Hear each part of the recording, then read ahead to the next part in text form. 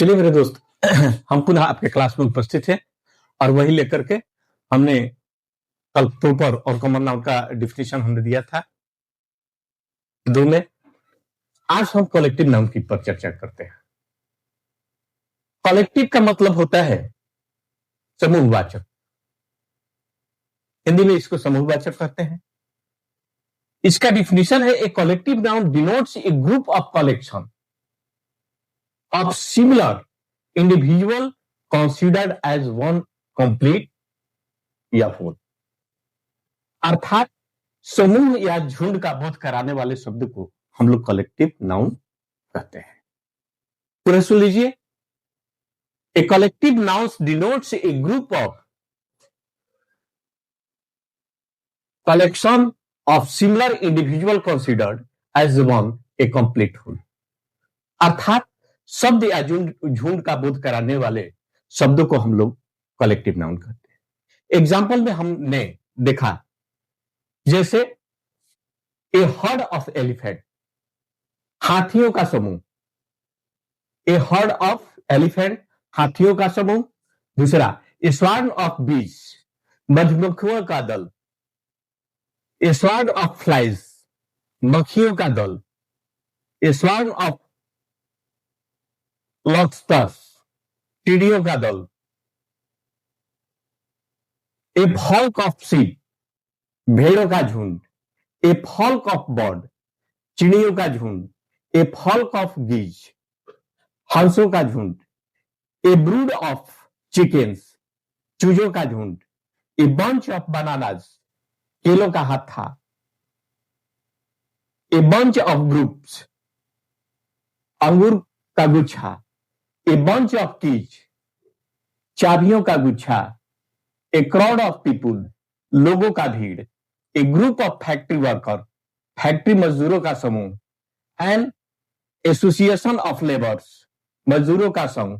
A group of smugglers, स्मगलरों का समूह।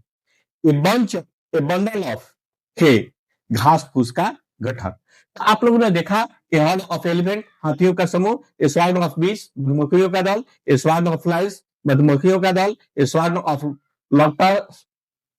लॉक्सर, टिड्डियों का दल। ए फ्लॉक ऑफ शीप, भेड़ों का झुंड। ए फ्लॉक ऑफ बर्ड, टिड्डियों का झुंड। ए फ्लॉक ऑफ गीज, हंसों का झुंड। ए ब्रूड ऑफ चिकन, चूजों का झुंड। ए बंच ऑफ बनानास, केलों का हाथा। ए बंच ऑफ ग्रेप्स, अंगूर का गुच्छा। ए बंच ऑफ कीज, चाबियों का गुच्छा। ए क्राउड ऑफ पीपुल, लोगों का भीड़। A group of factory worker, factory मजदूरों का समूह। एन एसोसिएशन ऑफ लेबर्स, मजदूरों का संघ। A group of smugglers, smugglers का समूह। A bundle of hay, a bundle of hay, घास फूस का। ए रेंज और चेन ऑफ माउंटेन, पर्वत श्रृंखला। ए क्लम्प या ग्रोव ऑफ ट्रीज, कुंज। ए क्लस्टर या गैलेक्सी ऑफ स्टार, सितारों का झुंड। ए कलेक्शन ऑफ रैग्स और परिशिष्ट, कौतूहलपूर्ण वस्तुओं का समूह। ए कवरी ऑफ पैट्रिडेज, तितलियों का झुंड। ए ड्रॉव ऑफ कैटल, पशुओं का समुदाय। ए गैंग ऑफ थीव्स या रोबर, चोरों या डाकुओं का समूह। ए ग्रुप ऑफ आइलैंड्स, टापुओं का श्रृंखला। ए रूइंस, अवशेषों का ढेर। ए हीप ऑफ स्टोन्स या सैंड्स, पत्थरों का या बालुओं का ढेर। ए हर्ड ऑफ डियर, हिरणों का झुंड। ए हर्ड ऑफ स्वाइन, सूरों का झुंड। ए लिटर ऑफ पपीज, कुत्तों के बच्चों का झुंड। तो आप फिर देख लीजिए। ए range, A chain of the mountain, पर्वत श्रृंखला। ए क्लम्प या ग्रोव ऑफ ट्रीज, कुंज। ए क्लस्टर या गैलेक्सी ऑफ स्टार, सितारों का झुंड। ए कलेक्शन ऑफ रिलैक्स, ए करोसिस्ट, कौतूहलपूर्ण वस्तुओं का समूह। ए कवरी ऑफ पैट्रिडेज, तितरों का झुंड। ए ड्रॉव ऑफ कैटल, पशुओं का समुदाय। ए गैंग ऑफ थीव्स या रोबर्स, चोरों या डाकुओं का समूह। ए ग्रुप ऑफ आइलैंड्स, टापुओं का श्रृंखला। ए हीप ऑफ रूइंस, अवशेषों का ढेर। ए हीप ऑफ स्टोन्स या सैंड, पत्थरों या बालुओं का ढेर। ए हर्ड ऑफ डियर, हिरणों का झुंड। ए हर्ड ऑफ स्वाइन, सूरों का झुंड। ए लिटर ऑफ पपीज, कुत्तों के बच्चों का झुंड। हमने एग्जांपल दे रहे हैं। ए नेस्ट ऑफ एंड्स, चींटियों का झुंड। ए पैक ऑफ wolves या बाउंड,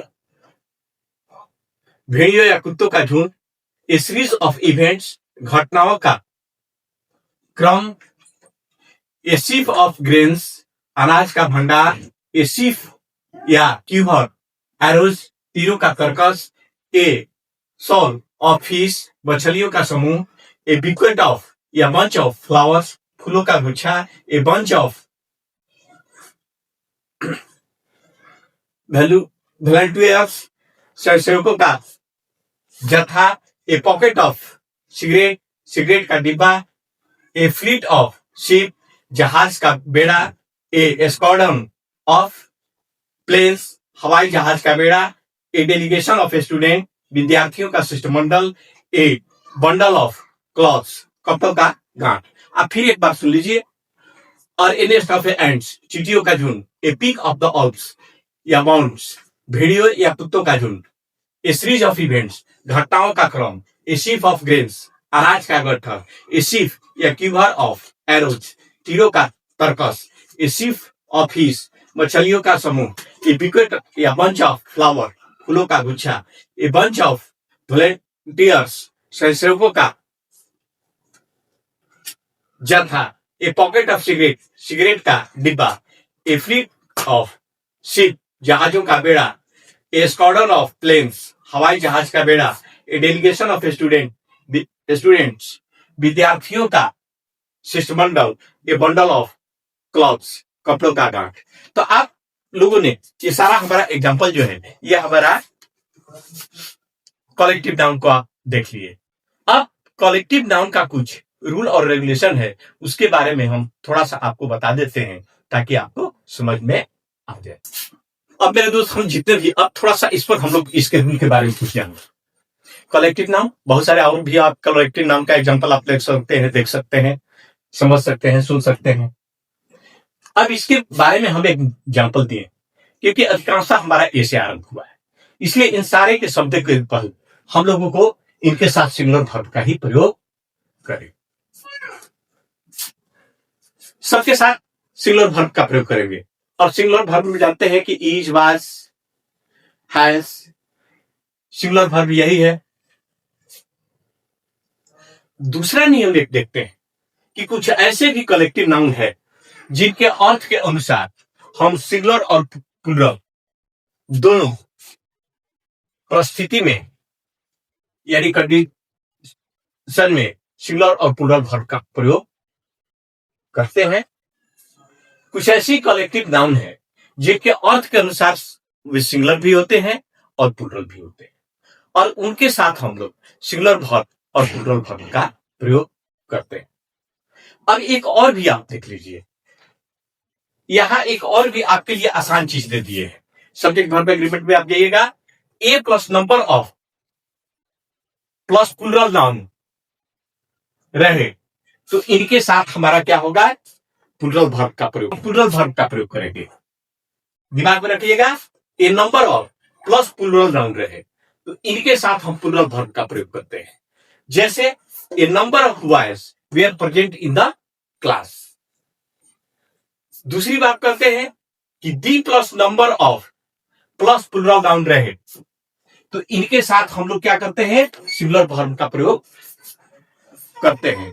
जैसे the number of boys were present in the class. तो आप लोगों ने समझ लिए कि हम लोग जितने भी हमने उदाहरण दिया था उसके साथ सिंगुलर वर्ब का ही प्रयोग करते हैं, अधिकांशतः सिंगुलर वर्ब का ही प्रयोग करते हैं।